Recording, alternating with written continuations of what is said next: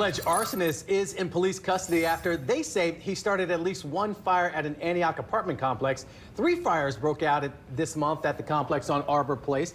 2 instances, fires were started inside a dumpster there. The third, it damaged part of the structure. Witnesses saw the same man in the vicinity of each instance, identified as Joshua Spain. He was taken for questioning and admitted to starting one of the dumpster fires to stay warm, but says he may be connected to the other.